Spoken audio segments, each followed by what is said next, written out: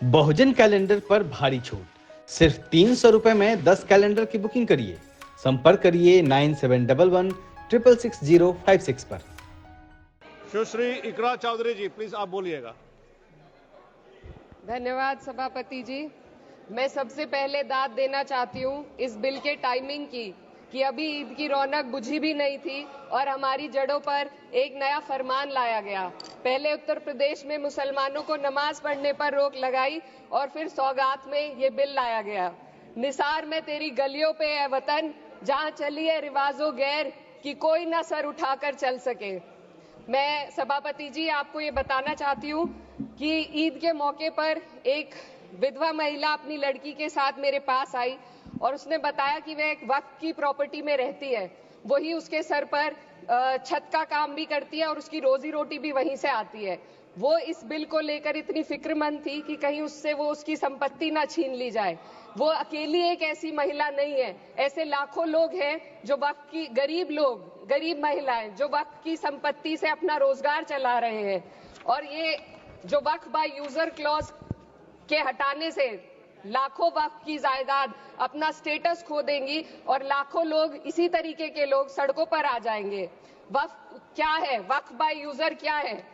इसका ये मतलब है कि कोई जायदाद अगर सालों से दीन और भलाई के कामों के लिए इस्तेमाल हो रही हो तो वो खुद ब खुद वक्फ मानी जाएगी। हिंदुस्तान की अदालतों ने भी इस बात को तस्लीम किया है।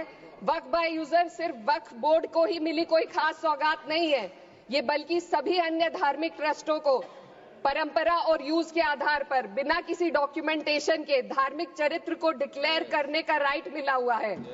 भारत के संविधान के आर्टिकल 13 क्लॉज 3 में कस्टम और यूसेज को कानूनी वैधानिकता प्रदान करता है। इसी आर्टिकल से वक्फ बाय यूजर भी निकला गया है। इस बिल के कानून बनने पर वक्फ बोर्ड तो इस प्रोविजन से हाथ धो बैठेगा, लेकिन अन्य धार्मिक ट्रस्टों को यह सुविधा जारी रहेगी। इससे भारतीय संविधान के आर्टिकल 14 और 15 का सीधा उल्लंघन है, जो धर्म और जाति के आधार पर भेदभाव और कानून के सामने सभी की बराबरी पर जोर देता है। मैं इसके साथ ये भी कहना चाहती हूँ कि सत्ता के लोग जो एक दूसरे की पीठ थपथपा रहे हैं कि वक्फ बाय यूजर का जो अमेंडमेंट इन्होंने दिया उसको एक्सेप्ट कर लिया गया है, लेकिन इनकी शरारत यह है कि उसके साथ ही एक ऐसा प्रोवाइजो इसमें शामिल किया गया जिसके आधार पर यह कहा गया है कि अगर कोई भी वक्फ की संपत्ति विवादित हो तो वो अपना वक्फ स्टेटस खो देगी। तो जो अमेंडमेंट इन्होंने दिया है, जिसको एक्सेप्ट कर लिया गया है, उसका कोई मतलब नहीं है। ये इनकी नीयत है जो साफ जाहिर हो रही है। सोने पर सुहागा एक काम और किया है। सरकार ने वक्फ की कानून के सेक्शन 107 को हटाकर लिमिटेशन एक्ट में 12 साल तक ही किसी के खिलाफ अदालत में जाने का प्रोविजन है। सेक्शन 107 में बोर्ड को लिमिटेशन एक्ट से राहत मिली हुई थी। वक्फ बोर्ड कभी भी अवैध कब्जाधारियों के खिलाफ अदालत जा सकता था।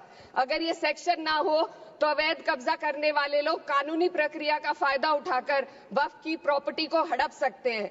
अन्य धार्मिक ट्रस्टों पर भी ये लिमिटेशन एक्ट लागू नहीं होती, तो फिर वक्फ बोर्ड के साथ ये सौतेला रवैया क्यों किया जा रहा है? धर्म को देखकर दोहरी नीति क्यों अपनाई जा रही है? सेक्शन 107 और वक्फ बाय यूजर को अगर एक साथ पढ़ा जाए तो इससे लाखों वक्फ की प्रॉपर्टी पर कब्जा किया जाएगा। इसलिए ये बिल मुसलमान की भलाई का नहीं बल्कि उनके वजूद और विरासत को मिटाने का बिल है। हिंदुस्तान में बहुत सारे धार्मिक ट्रस्ट हैं जिसमें उस खास मजहब के लोग शामिल होते हैं और उसका इंतजाम करते हैं। और ये बात समझ में आने वाली भी है, क्योंकि जो व्यक्ति अपने मजहब के रीति रिवाज को जितना अच्छे से समझ सकता है, किसी अन्य मजहब का व्यक्ति नहीं समझ सकता। आर्टिकल 26 क्लॉज 2 के तहत धार्मिक संप्रदायों को अपने मजहबी इदारों के एडमिनिस्ट्रेशन का हक देता है, लेकिन वक्फ बोर्ड के बारे में इसको उल्टा किया जाए। Sir 2 minute sir please 2 minutes. सरकार इसे एक सेक्युलर बॉडी मान रही है और इसमें गैर मुस्लिमों को शामिल करने की बात कह रही है। आपके मुंह से सेक्युलरिज्म की बात सुनकर अच्छा लगा, लेकिन अगले ही पल ये भ्रम टूट जाता है, क्योंकि आपको सिर्फ दान देने के लिए प्रैक्टिसिंग मुस्लिम का आपने क्लॉज डाला है, लेकिन बोर्ड में बैठने के लिए मुस्लिम होने की कोई आपकी क्लॉज नहीं है। तो इससे आपकी जो दोहरी नीति है वो साफ जाहिर होती है। ये वही सरकार है जिसने राम जन्मभूमि ट्रस्ट में ये लिख दिया कि जिलाधिकारी भी अगर होगा तो हिंदू होना चाहिए। कोई मुझे बताए कि वहां पर सेक्युलरिज्म का रस क्यों नहीं घोला गया। सर, आखिर में मैं अपनी बात को खत्म करने से पहले महिलाओं का मुद्दा बार बार उठाया जा रहा है। सरकार का कहना है कि बोर्ड में मुस्लिम महिलाओं को रिप्रेजेंटेशन देंगे। इस कानून से पहले भी मुस्लिम महिलाएं बोर्ड में मेंबर रह चुकी हैं और मिनिमम 2 का प्रोविजन था, उससे ज्यादा भी हो सकती थी। सर, मैं ये कहना चाहती हूँ कि सरकार ने महिलाओं के लिए ऐसा कौन सा नया काम किया जिसका ढिंडोरा सरकार का हर सदस्य पीट रहा है। इस बात की तायीद अगर आपकी तरफ से कोई मुस्लिम महिला करती तो हम उसका यकीन भी करते, लेकिन अफसोस आपकी इतनी लंबी कतार में एक भी मुस्लिम महिला नजर नहीं आती है। सर,